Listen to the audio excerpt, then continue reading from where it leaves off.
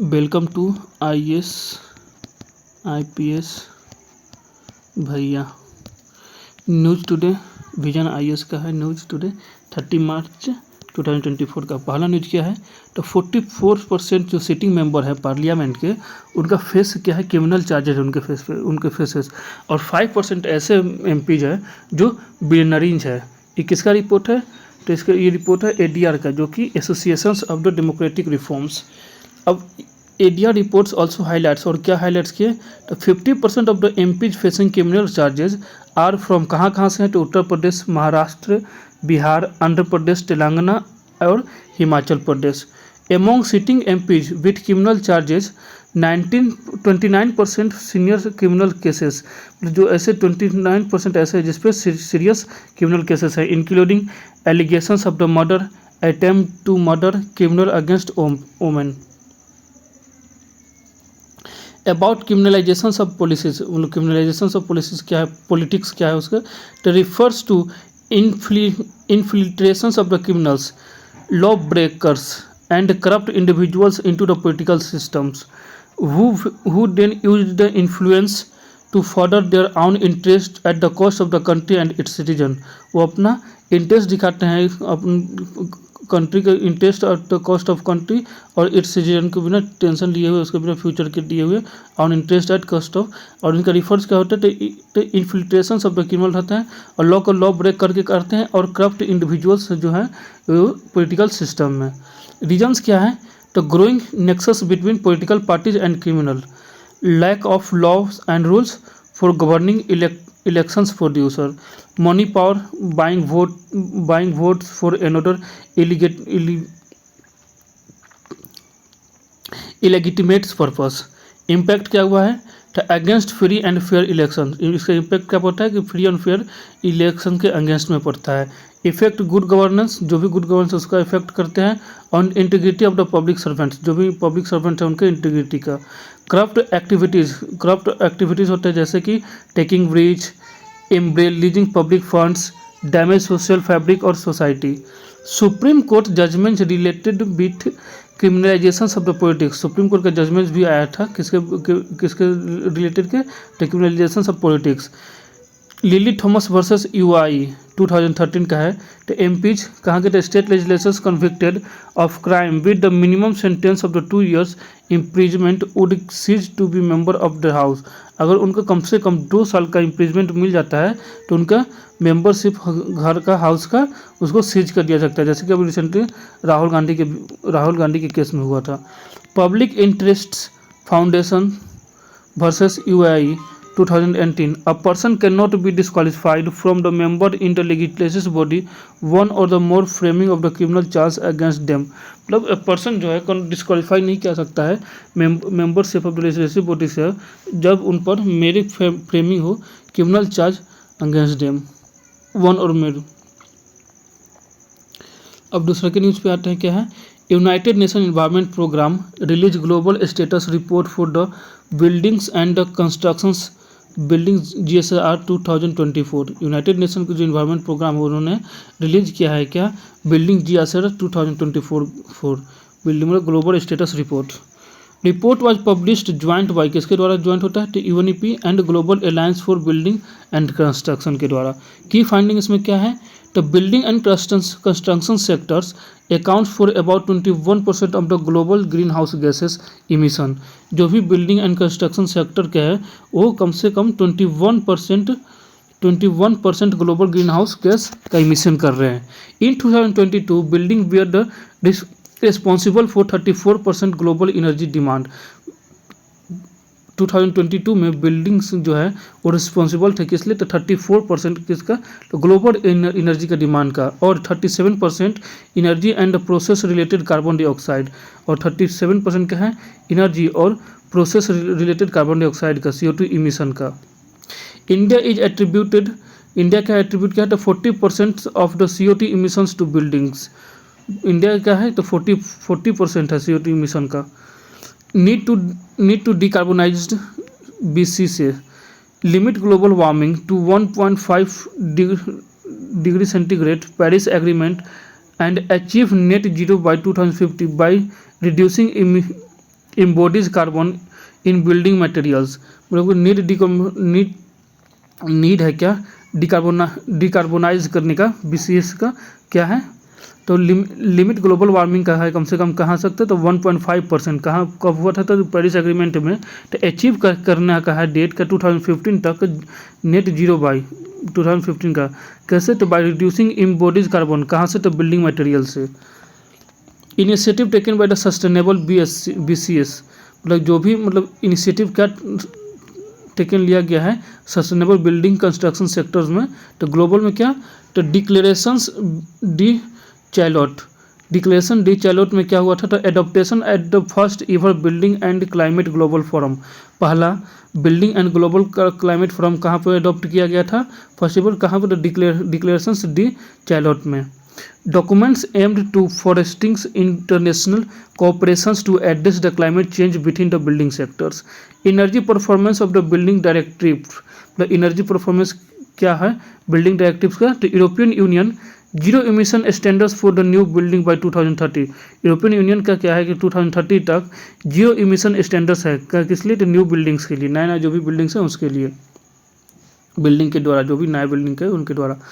Building break through initiatives, मतलब building का break through initiative building के द्वारा क्या लिया गया है, तो बाई फ्रांस के द्वारा और मोरक्को के द्वारा एट कॉप 2028 में क्या था, net zero emissions and resilience building by 2030, मतलब यूरोपियन यूनियन का भी 2030 है और फ्रांस और मोरक्को का भी द्वारा भी 2030 है। Clean heat forums initiative by UK के द्वारा क्या लिया गया है, तो क्लीन हीट फोरम।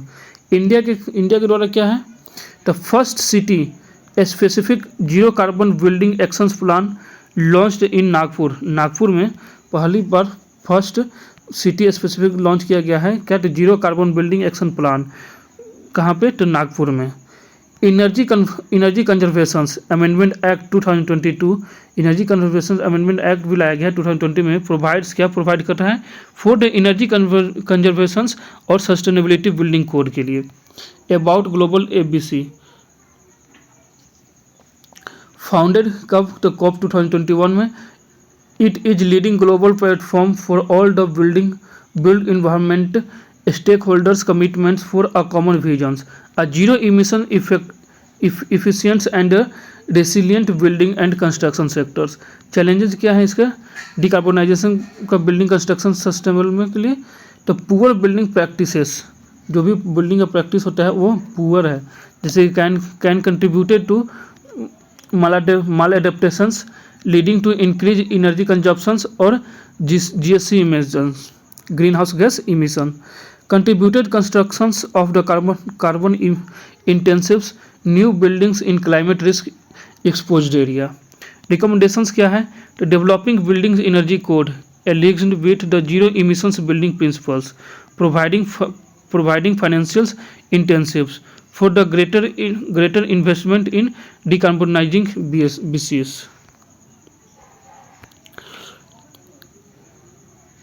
अब नेक्स्ट न्यूज पे आते हैं, क्या है, तो world first ever nuclear energy summit held in Brussels, मतलब वर्ल्ड का first ever nuclear energy summit हुआ है कहाँ पे, इन द ब्रुसेल्स में। समिट वाज जॉइंटली ऑर्गेनाइज, किसके द्वारा ऑर्गेनाइज किया है जॉइंटली, तो इंटरनेशनल एटॉमिक एनर्जी एजेंसी और and Belgium to promote nuclear energy, और बेल्जियम से टू प्रमोट न्यूक्लियर एनर्जी को लेकर। It was organised in the wake of the historic inclusions of the nuclear energy global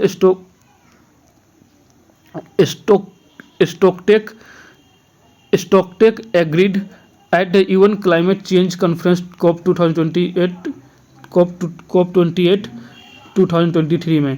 तो ये क्या गया था, ऑर्गेनाइज किया था वेक of the historical inclusion of the nuclear energy के लिए, कब में तो ग्लोबल स्टॉकटेक में, agreed eight UN climate change conference जो हुआ था, यूएन क्लाइमेट मतलब COP 28 जो हुआ था 2023 में, उसी में इंक्लूजन क्या है, in global stock is called the accelerating the its development, इसका डेवलपमेंट के लिए एक्सेलरेटिंग करना। Currently, nuclear energy is responsible for around 25% of the global low carbon electricity productions.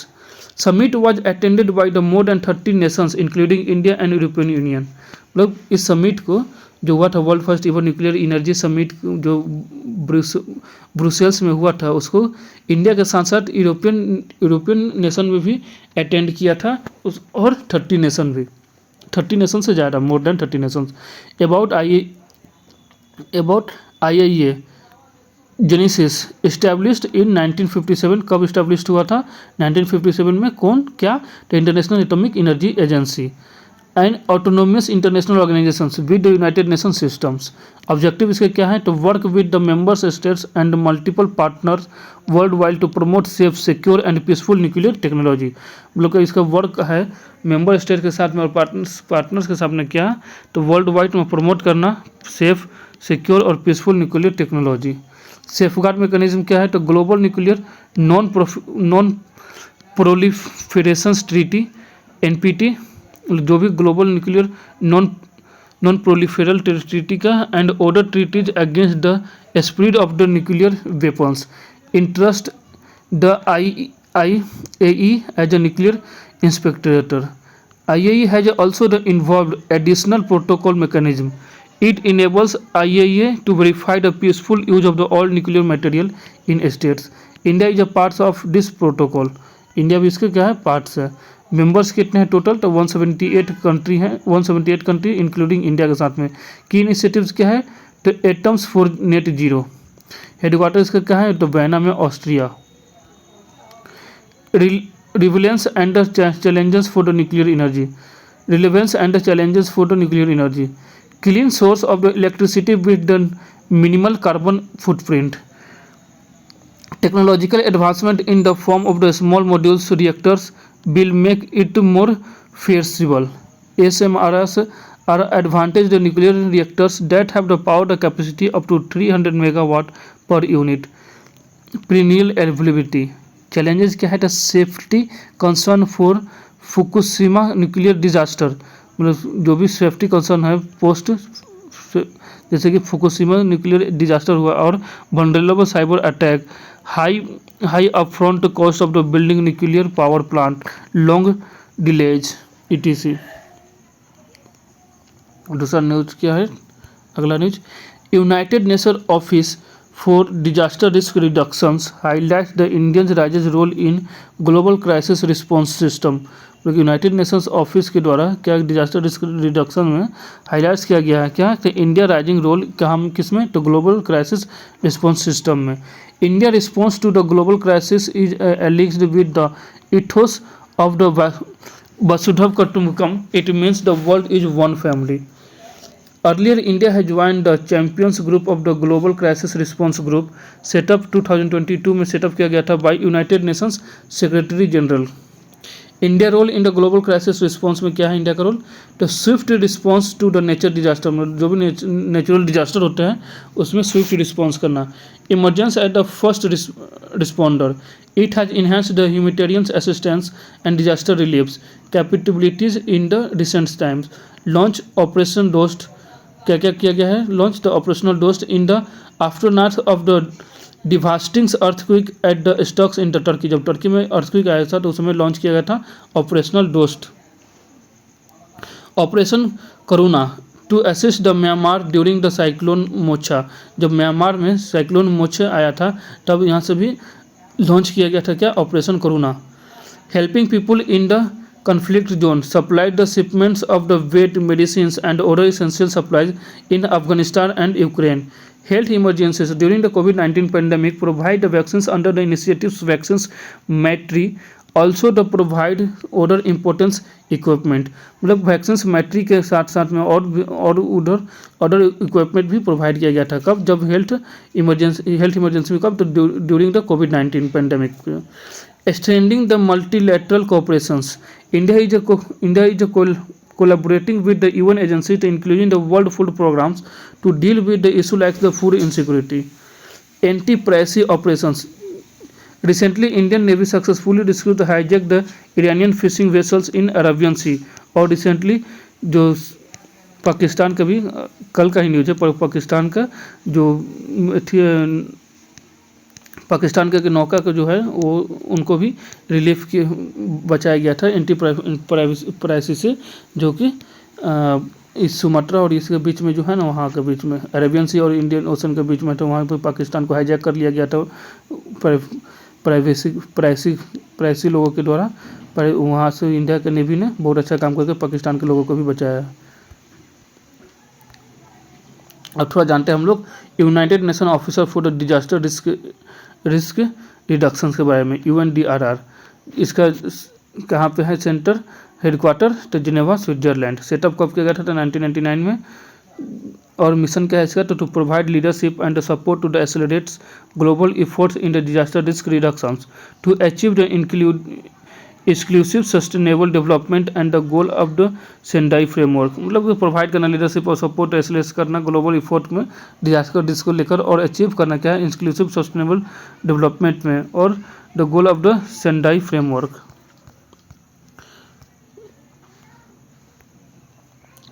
और न्यूज में क्या है, तो ministry of the home affairs extended armed force special power act 1958 in the Nagaland and Arunachal Pradesh. जो अपने होम मिनिस्टर, जो home affairs हैं, ministry of home affairs के, उन्होंने एक्सटेंड कर दिए हैं आर्म फोर्सेस स्पेशल पावर, जो भी आर्म फोर्सेस के स्पेशल पावर्स है एक्ट 1958 के द्वारा इन द नागालैंड और अरुणाचल प्रदेश में। Assam government has also extended, Assam government भी है अपना ऑल्सो एक्सटेंड कर चुका है AFSP, जो अभी तो रिसेंटली बात हुआ है कि AFSPA को जम्मू एंड कश्मीर से हटाया जाएगा। बाकी अभी यहाँ पे दूसरे स्टेट्स के जो ईस्टर्न स्टेट्स का बात हो रहा है कि 1958 में असम गवर्नमेंट ऑल्सो एक्सटेंडेड कर चुके थे 4 डिस्ट्रिक्ट फॉर एनोदर 6 मंथ के लिए। About AFSPA 1958, it gives armed forces power to maintain the public order in the disturbed area. जहाँ भी डिस्टर्ब एरिया होता है वहाँ पे पावर दिया जाता है आर्म फोर्सेस को कि मेंटेन कर सके पब्लिक ऑर्डर को। At given special power to arm force, like क्या क्या स्पेशल पावर दिया जाता है, to prohibit the gathering of the 5 और द मोर पर्सनस। जितना भी 5 से ज़्यादा अगर पर्सनस के गैदरिंग हो रहे हैं किसी एरिया में, तो उसको प्रोहिबिट करना। और यूज कैन, वो लोग क्या यूज कर सकते हैं, क्या use force to open fire, तो ओपन फायर को भी वो लोग यूज कर सकते हैं। They feel a person is a contraventions of the law, अगर वो फील करता है अगर कोई पर्सन है क्या कॉन्ट्रवेंशंस लॉ के द्वारा। तो can also arrest a person without warrant, किसी भी पर्सन को बिना वारंट के अनुसार वो अरेस्ट कर सकते हैं। इंटर और the search the permissions of the ban positionals of the firearms, और इंटर कर सकते हैं और सर्च कर सकते हैं प्रीमिसेस, कोई भी बैन जो है प्रोमिसेस ऑफ और फायर आर्म्स को लेकर। Power to declare area to be disturbed area, power से लेकर declare area to be disturb area. Disturbed area are declare under the section 3 of the AFSPA, मतलब सेक्शन 3 के under में उसको declare किया जाता है। When the parts of the whole states, union and territory in is a such a conditions that use of the armed forces add to the civil power is necessary. Central government or the government of the states or administrations of the UTs can declare whole parts of states and UTs as a disturbed area. Central government भी कर सकता है या state government भी कर सकता है, या यूनियन टेरिटरी के एडमिनिस्ट्रेटर भी डिक्लेयर कर सकते हैं whole parts of the states को एक डिस्टर्ब एरिया के रूप में। इशू बिट्स IFSCA के बीच में इशू क्या है, तो violated rights to life and right to remedy, misuse of the power by the arm forces, violated the international law like universal declaration of the human rights. Immunity under AFSPA के under में immunity क्या दिया गया है, तो no prosecutions suit और any other legal proceedings can be instituted except be the previous sections of the central government again any order done or purported to be done in the exercise of the power conference by act। मतलब कोई भी prosecutions नहीं हो सकता है या suits of the any other legal procedures can be initiated नहीं हो सकता है, और except with previous sections of the central government. Except क्या है, तो प्रीवियस सेंक्शन किया गया होगा किसी का सेंट्रल गवर्नमेंट का तब, और अगेंस्ट एनी डन और purported to be done in the exercise of the power confirmed by act। इस एक्ट के पावर के द्वारा जो भी purported किया गया है और कोई भी एनीथिंग कुछ भी किया गया है एक्सरसाइज और पावर्स के द्वारा। तो supreme court judgment related to AFSPA, supreme court का जजमेंट क्या आया था AFSPA के रिलेटेड। तो in extra judicial executions victims flaming associations, in extra judicial executions victim families association versus union of the India case 2016 में the supreme court held that there is no concepts of absolute immunity from trial by criminal court even when an offense is committed by the army personnel। Supreme Court के द्वारा बोला गया कि कोई भी there is no concept of absolute immunity, मतलब कोई भी एब्सोल्यूट इम्यूनिटी का कंसेप्ट नहीं है कहाँ से, the trial by the criminal court even when and offence is communicated by the army personnel. Criminal court के द्वारा भी कोई भी अगर ट्रायल किया गया बाय द क्रिमिनल के द्वारा, बाकी इवन अगर ऑफेंस भी है कमिटेड बाय आर्मी पर्सनल, अगर पर्सनल के आर्मी द्वारा भी अगर कम्युनिकेटेड किया जाता है तब भी। चल जल्दी। Ukrainian foreign minister paid official visit to India, Ukraine का जो फॉरेन मिनिस्टर है वो इंडिया में ऑफिशियल विजिट किए हैं। The foreign minister visits aim to effort to seek the peaceful resolutions to more than 2 years old Russians Ukraine conflict. जो foreign minister हैं visit किए हैं इंडिया में और उनका एम क्या है कि efforts to seek peaceful resolutions, मतलब कोई भी पीसफुल रिजोल्यूशन निकाला जा सके जो कि वार चल रहा है, जो भी वार चल रहा है रशिया और यूक्रेन के कन्फ्लिक्ट, रशिया और यूक्रेन के बीच में जो कन्फ्लिक्ट चल रहा है जो कि मोर देन 2 years ओल्ड है। Ukraine expects India to participate in the peace summits, Ukraine expect करता है क्या कि इंडिया पार्टिसिपेट लें पीस समिट में to be hosted by the Switzerland based on the Ukrainian president's 10-point peace formula, जो कि Switzerland के द्वारा होस्ट किया जा रहा है, जो कि यूक्रेनियन प्रेसिडेंट के 10-point पीस फार्मूला के ऊपर बेस है। 10-point peace formula aim to bring lasting peace to Ukraine and put the end in to war, मतलब 10 points पीस फार्मूला का एम क्या है कि लास्टिंग द पीस लाया जाए यूक्रेन में और वार को खत्म किया जाए।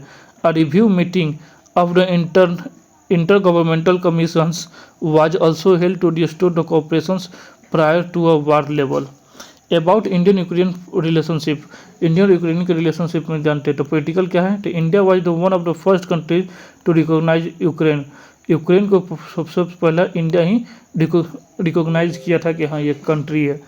Trade and economic cooperations, India was the Ukrainians major exports destinations in the Asian Pacific 2022 में। इंडिया क्या था, यूक्रेनियंस का मेजर एक्सपोर्ट डेस्टिनेशन था, कब, एशियन पैसिफिक में 2022 में। Cultural elements of the Indian soft power such as the dance, yoga, philosophy, Ayurveda and spirituality have the considerations the impact in the Ukraine में India का अपना soft power है जो कि dance, yoga, philosophy, Ayurveda, spirituality ये सब कंसिडरेबल है, soft impact करता है यूक्रेन में। People to people connect through the training programme by the Indian such as the ICCR, Indian council for the cultural relations, मतलब पीपल के द्वारा मतलब एक दूसरे से कनेक्ट करते हैं इन जैसे ट्रेनिंग प्रोग्राम से, जैसे कि Indian council for cultural relations, scholarships, केंद्रीय हिंदी संस्थान स्कॉलरशिप प्रोग्राम को लेकर, was the quit good before the war, ये सब वार से पहले बहुत अच्छा से चल रहा था। एजुकेशन में one of the most preferred destinations for the medical educations, about 18,000 Indian students were studying in the Ukraine before the conflict से पहले कम से कम 18,000 ऐसे स्टूडेंट्स थे जो कि मेडिकल एजुकेशन के लिए यूक्रेन में पढ़ रहे थे। India stands on the Ukraine Russian conflict, India advocate peaceful resolutions on the conflict through the dialogue on diplomacy, India क्या है इंडिया एडवोकेट किया है पीसफुल रिजोल्यूशन लाने के लिए ऑफ द कन्फ्लिक्ट में थ्रू डायलॉग और डिप्लोमेसी के द्वारा। It's open to imagine always that mess that would in the war, it's open engaging, मतलब इसका ओपन हमेशा इंगेजिंग आता है कि ऑलवेज कि मीन्स क्या कि वुड इन वार, मतलब इसको वार को हमेशा जल्दी से जल्दी ख़त्म कर सके। Also Also, it is the providing continuous humanitarian assistance to Ukraine.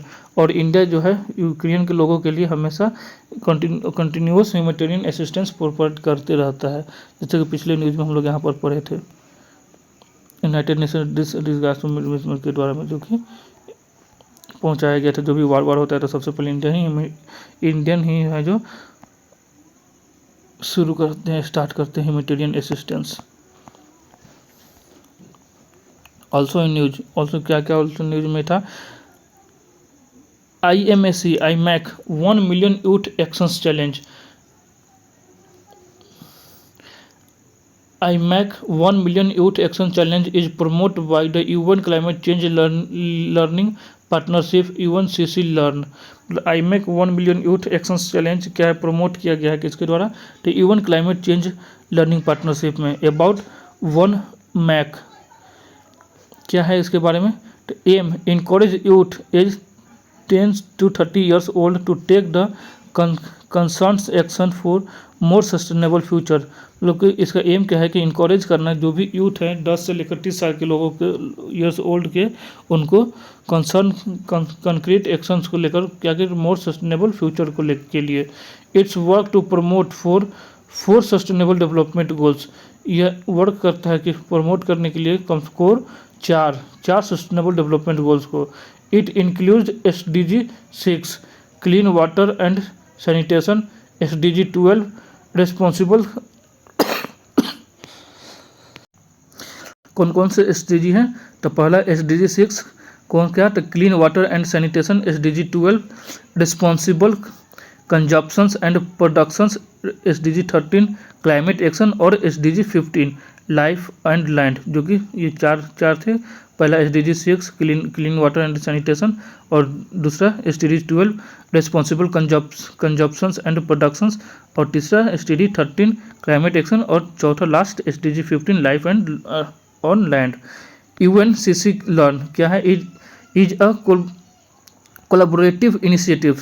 क्या है, कोलैबोरेटिव इनिशिएटिव है किसका, of the 36 multilateral organizations working together to help the countries build the knowledge and skill they needed to take the actions on the climate change। मतलब कि 36 organisation working को एक साथ मिलाकर कंट्रीज को बिल्ड किया जा रहा है कि नॉलेज के लिए और स्किल्स के they need to take action on the climate change पर। मोहिनीअट्टम एक डांस है, मोहिनीअट्टम भी न्यूज में था। क्यों, तो Kerala कलमपंडलम has the lifted the general restrictions for boys to learn the Mohiniyattam. मतलब केरला का जो कलमंडलम है वो लिफ्ट कर चुके हैं जनरल रिस्ट्रिक्शन, अब लड़कों के लिए भी टू लर्न करें Mohiniyattam. About Mohiniyattam, it is a classic solo dance from Kerala. कहाँ से, तो केरला का है। Differences of the Mohiniyattam can be found in the text Vyavaharamala written in the 7009 by the Mazhamangalam Narayanan Namboothiri 719 में लिखा गया किसके द्वारा, तो Mazhamangalam Narayanan Namboothiri, and in the Ghoshayatra written late boat किनके द्वारा, तो कुंजान नम्बिया। मेजर थीम क्या है इसके, तो love and devotees to the god, usually god Vishnu और his interactions lord Krishna as a lead character. इसमें लीड कैरेक्टर में क्या होते हैं, कौन कौन किस गॉड को, मतलब इसका मेजर थीम क्या है, तो लव प्यार और डिवोशनल करना किसका, गॉड में, और यूजुअली कौन से गॉड को, तो लॉर्ड विष्णु और उनके इनक्रेनेशंस लॉर्ड कृष्णा को लेकर उनके लीड कैरेक्टर में होते हैं।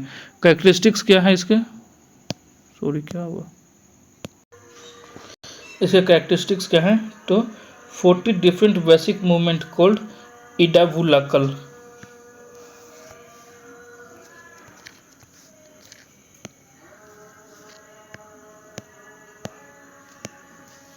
कैरेक्टरिस्टिक्स क्या है, तो 40 different basic movement called एडावुकल।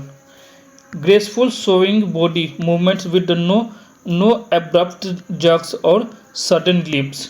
Lay's emphasis on acting, तो लेज जो है इम्फेसिस किया जाता है कब, एक्टिंग के द्वारा।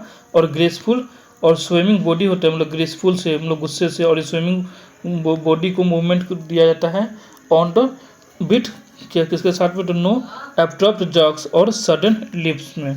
14 इसका हो गया। और नेक्स्ट न्यूज पे आते हैं क्या, government e market GeMs, government का ई मार्केट जेम्स मतलब जेम, गवर्नमेंट का ई मार्केट क्या, the procurement of good and service through GeM has been crosses 4 lakh crore, जो भी मतलब गवर्नमेंट ई मार्केट के द्वारा क्या है क्रॉस हो चुका है कि कम कितना, तो 4 lakh crore.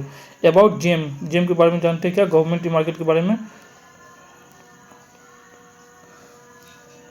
public procurements portal for the goods and the service for all the central government and state government minister about it is क्या है, यह क्या है, एक पब्लिक प्रोक्यूरमेंट पोर्टल है, पब्लिक के लिए एक प्रोक्यूरमेंट पोर्टल है, किसका, तो गुड और सर्विस के लिए, फॉर ऑल द सेंट्रल, सभी सेंट्रल गवर्नमेंट और स्टेट गवर्नमेंट मिनिस्ट्रीज का departments public sector units.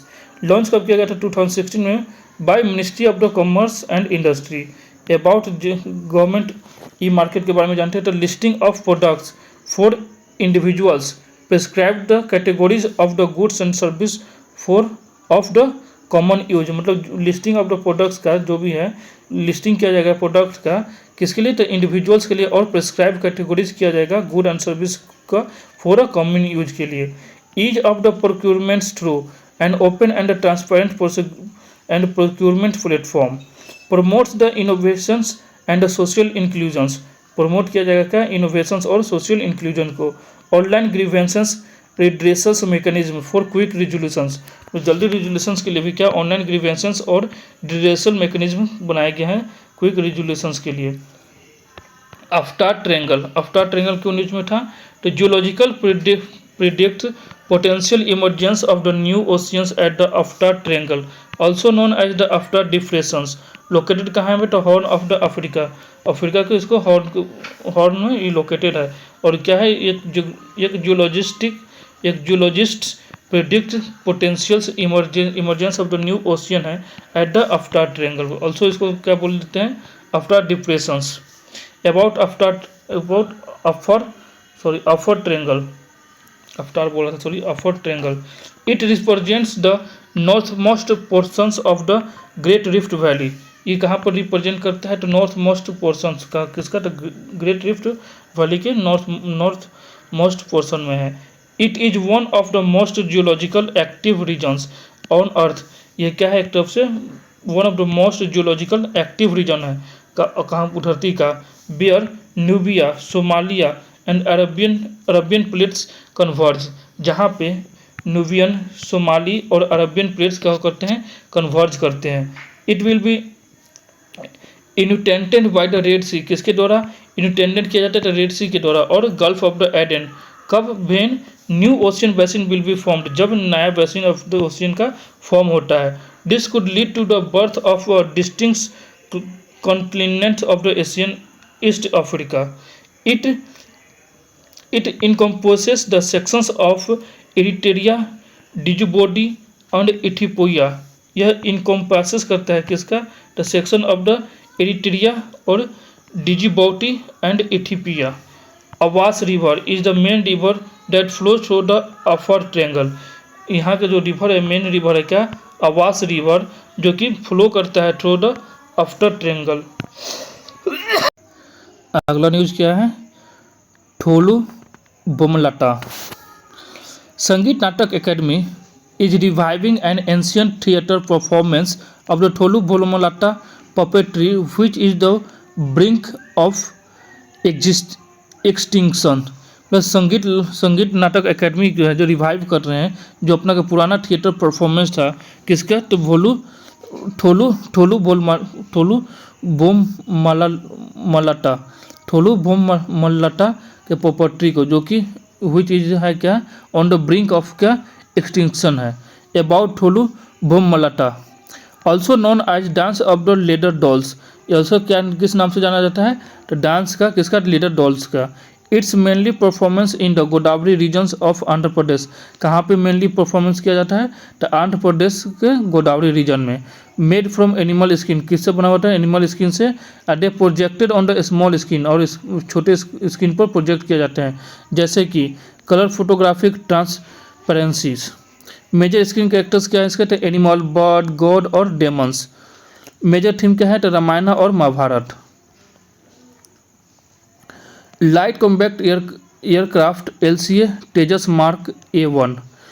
First flight of the made in Indian indigenous LCA Tejas mark A1 fighter aircraft has been the complete in Bengaluru. पहला first flight है इसका जो बेंगलुरु में इसका complete हो चुका है। किसका? तो made of the Indian engineers, India का अपना स्वदेशी बना हुआ LGA लाइट कॉम्पैक्ट एयरक्राफ्ट तेजस मार्क A1 फाइटर का। About LGA Tejas mark L1 का, developed by Hindustan aeronautics limited, it is the advanced variant of the LCA MK1 which has already been indicated by the Indian Air Force। Features क्या है इसका? तो advance missions computed high performance digital flight control computer और smart multi functions display, advance electronically scanned ray और radar, advance self protections jammer और electronic warfare suits. ये सब इसका क्या है? एक फीचर्स है किसका? तो लाइट कॉम्पैक्ट एयरक्राफ्ट तेजस मार्क A1 का। दूसरा न्यूज़ और अगले न्यूज़ पे आते हैं। International court of justice. International court of justice orders Israel to address the famine in Gaza and ensure unhindered supply of the food. International court of justice ने Israel को address किया है जो फेमाइन हो रहा है इन गाजा में उसको और इंश्योर करें अनहिंडेंटेड सप्लाई ऑफ द फूड को लेकर। अबाउट IGC मतलब इंटरनेशनल कोर्ट ऑफ जस्टिस के बारे में जानते हैं। इसका प्रिंसिपल जुडिशियल ऑर्गन है किसका? तो UN का, मतलब यूनाइटेड नेशन का यह प्रिंसिपल जुडिशियल ऑर्गन है। इस्टेब्लिश कब किया गया था? 1945 में बाई UN चार्टर के द्वारा। हेडक्वार्टर कहाँ है? तो peace palace in the Hague Netherland. Peace palace Hague में है। कहाँ? नीदरलैंड के हैग्यू में पीस पैलेस है, वहाँ पर इसका हेडक्वार्टर है। कंपोजिशन क्या है 15 जज का? Who are elected for the 9 years by the United Nation General Assembly and Security Council. इसके कंपोजिशन 15 को जज रहते हैं जो कि इलेक्टेड होते हैं 9 साल के लिए। किसके द्वारा? तो यूनाइटेड नेशंस जनरल असेंबली के द्वारा और सिक्योरिटी काउंसिल के द्वारा। ऑफिशियल लैंग्वेज क्या है? तो इंग्लिश और फ्रेंच। रोल इसका क्या है? तो settles legal disputes as per the international law and provide the advisory opinion. इसका सेटलमेंट करना है क्या? लीगल डिस्प्यूट्स को किस पर? तो इंटरनेशनल लॉ के द्वारा, और प्रोवाइड करना एडवाइजरी ओपिनियन, अपना ओपिनियन एडवाइजरी प्रोवाइड करते हैं। जजमेंट इज बाइंडिंग और ऑन पार्टीज। जजमेंट क्या होता है इसका? बाइंडिंग होता है किस पर? पार्टीज पर। To case and without appeal subject in the interpretations और रिविजन्स। नेक्स्ट न्यूज क्या है? The clean energy transitions program setup clean energy transitions program है। International energy agency IEA release किया है क्या? तो clean energy transitions program annual report 2023, इस साल का एनुअल रिपोर्ट को रिलीज किया गया है किसके द्वारा? तो इंटरनेशनल एनर्जी एजेंसी के द्वारा। क्या? तो clean energy transitions programme. About clean energy transitions programme के क्या है? It was launched in 2017 by IEA international energy agency के द्वारा लॉन्च किया गया था 2017 में। Leading global fight against the climate change by accelerating the clean energy transitions. किसके अंडर में है? तो सेप्ट। IEA provide technical assistance insights for the energy transitions. Energy transitions के लिए वो टेक्निकल असिस्टेंस करता है और इंसाइट्स करता है। Its objectives are aligned with 2015 Paris agreement and the sustainable development goals. इसका ऑब्जेक्टिव क्या है? अलाइन है किसके? तो 2015 के पेरिस एग्रीमेंट के और सस्टेनेबल डेवलपमेंट गोल्स से इसके ऑब्जेक्टिव अलाइंड है। प्लेस इन न्यूज क्या? प्लेस न्यूज में कौन सा प्लेस रहा था? तो नॉर्थ कोरिया का capital Pyongyang. Russia has vetoed United Nation expert panel that has been monitoring sanctions against the North Korea.